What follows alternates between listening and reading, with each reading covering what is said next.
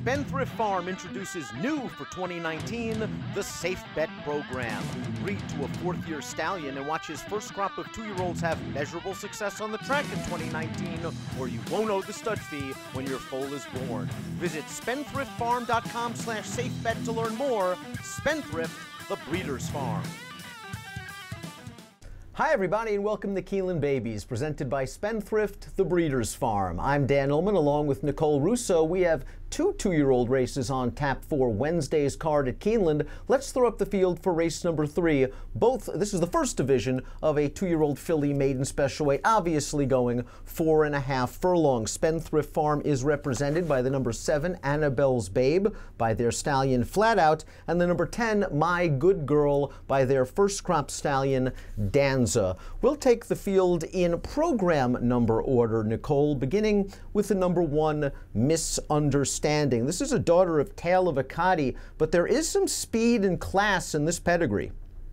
Yeah, there's definitely some speed there, some class, you know, a number of stakes horses in there, including Hennessy, who is obviously a very good 2-year-old.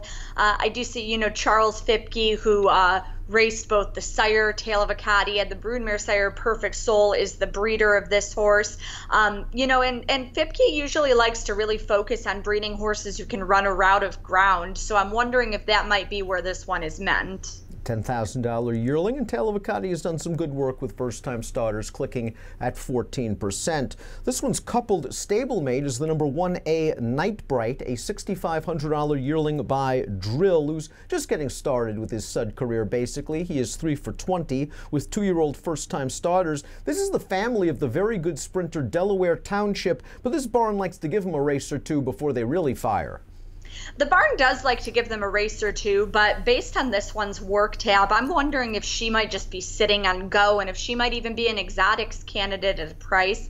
The broodmare sire of this one, Frost Giant, has been a very good 2-year-old sire in New York, so I'm wondering if some of that precocity will come through in this family. The number 2 is Chili Patton, and this is a Wesley Ward trained first-time starter, and Ward is 7 for 13 over the last year, with 2-year-old debut runners going 4.5 furlongs at Keeneland with amazingly a positive ROI, $2.98. Chili Patton, a $32,000 yearling, really interesting pedigree. We know that City Zip can get a winner first time out, 16%. The Dam won the weigh on turf at 1.5 miles, and it's a classic Phipps pedigree underneath. With Ward, though, you got to think she's going to show speed from the rail. Very much so, especially considering her work tab. And I always mention that you can pick up the Keeneland Clocker reports from our team to give you more insight into that. This one really shows some fast works. As you mentioned, City Zip, really a nice 2-year-old sire. Of course, Improbable was a Grade 1 winning 2-year-old for him last year. He's had the likes of Catch a Glimpse, who was Canadian Horse of the Year as a 2-year-old. You know, looking at that female family, like you said, that makes me think that this horse might be able to add some ground someday. This is the family of horses like Point of Entry on the turf, Pine Island on the dirt. You know, this one really might be able to do a little bit of everything moving forward.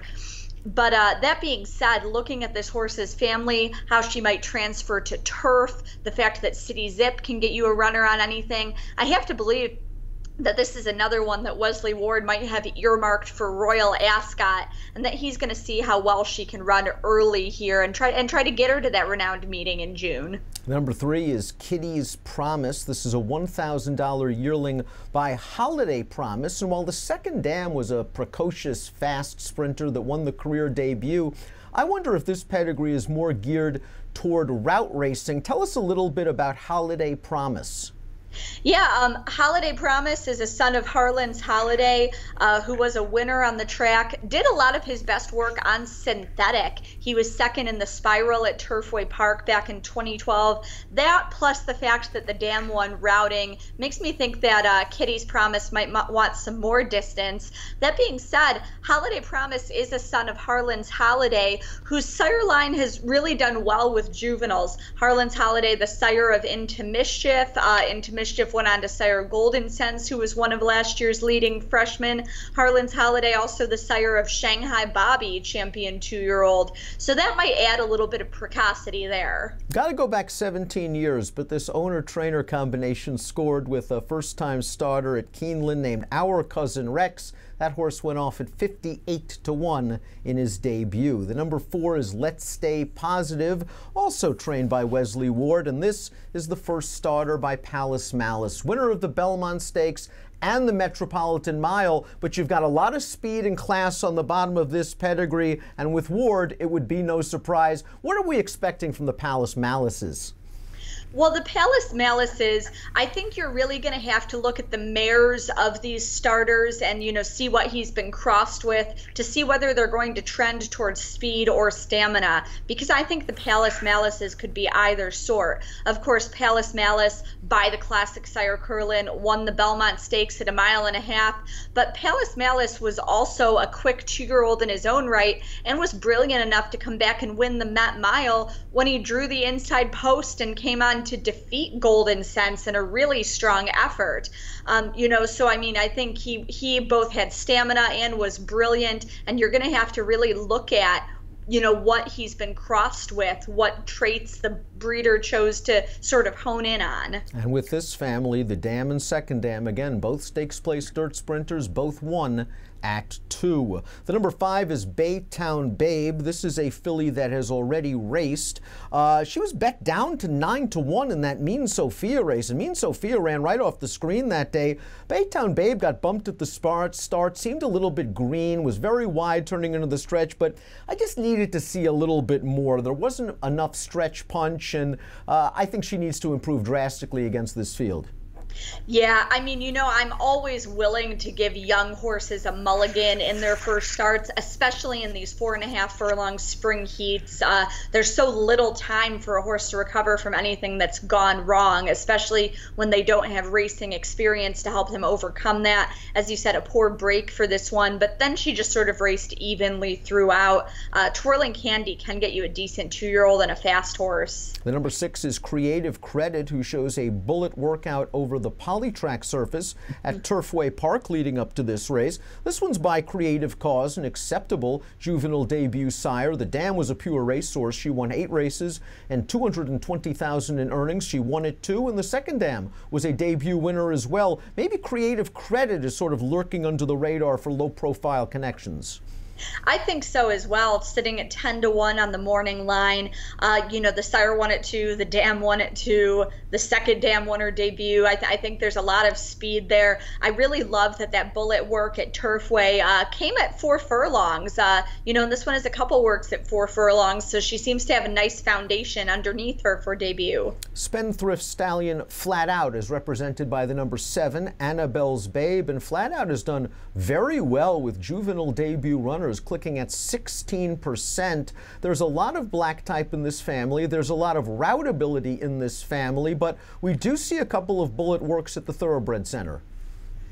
Yeah, some bullet works there, but just looking at the female family, the Dam by the legendary Dane Hill, the family of a turf champion in there, I kind of can't get past some of that, and I really think that this one might appreciate a little bit of a route of ground. Flat Out does very well with his first-time starters, but of course you look at Flat Out, 2-time winner of the Jockey Club Gold Cup, and you see that female family backing him up, and I think Annabelle's Babe might appreciate a little bit of ground. The number 8 is Biddy Duke by Breeders' Cup Classic winner and first crop stallion Bayern, a $22,000 weanling bought back for $32,000 as a yearling. The Dam raced once, won that race. There's some class on the bottom of this pedigree and 3 bullet workouts on the tab. Yeah, this one has a really solid work tab. I'm not surprised that the Bayerns show some speed. Of course, Bayern was a brilliant winner of the Woody Stevens going around 1 turn at Belmont. When he got the right setup, he could stretch that speed to 1 1/8 miles in the Haskell and 1 1/4 miles in the Breeders' Cup Classic. When, there was the trouble at the start, but Bayern did get brave on the lead and hold on down the lane.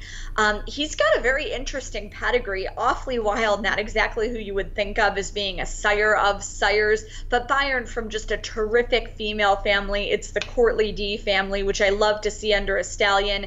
He's got a wonderful racy physical. As I said, I like seeing that his offspring are inheriting some speed, and Ghost Sapper really starting to emerge as a broodmare sire. I'm very interested in this cross. The number 9 is Twisted Emotions. This is a daughter of Raison d'Etat, who has gotten off to a very slow start with his 2-year-old first-time starters. There is some speed on the bottom of this pedigree, but also a lot of turf and synthetic. I'm just going to watch and see for now. I think that's the right approach. Raison d'Etat, wonderfully well-bred horse by AP Indy out of Sight Seek, but as you would expect from that pedigree, he was a bit of a late bloomer and liked to go a route of ground himself, and I think the same of his offspring. Spendthrift's first crop stallion Danza, represented by the number 10 My Good Girl, who made her debut in that Mean Sophia race. And I didn't really think that was an ideal trip. She showed surprising speed from the far outside post, and she was the one doing the dirty work, chasing that very talented runaway winner before she felt the effects and tired in the stretch. Now, once again, she draws an outside post and is going to have to hustle, but I wouldn't be surprised if we show speed and maybe a little bit of a better performance. Maybe she can crack the board at a big price. You know, I think so. I don't think that was a bad experience for her at all when, as you said, she got a little bit leg weary. I'm wanting to see if she moves forward. I really liked her work tab coming into that debut. I think that the debut should move her forward from a fitness standpoint. Danza, another one in this year's exciting freshman class who really has a terrific physical himself. He got good as a 3-year-old. I'm kind of expecting his progeny to improve with experience and maturity. I think some of their physicals strike me as late maturing as well, but Danza's by Street Boss, who can certainly get a good 2-year-old. Race number 3 at Keeneland, the first of 2 Keeneland Babies races on Wednesday, kicks off the pick 6. Where are you going?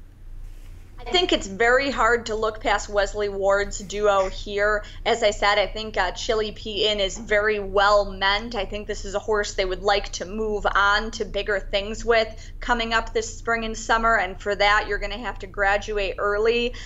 Palace Malice, as I said, with kind of that precocious female family underneath. Letsstaypositive, I very much like the cross on. But watching the board, I think you're going to get a little bit of value with horses like My Good Girl, who, as we said, eligible to move forward for sure.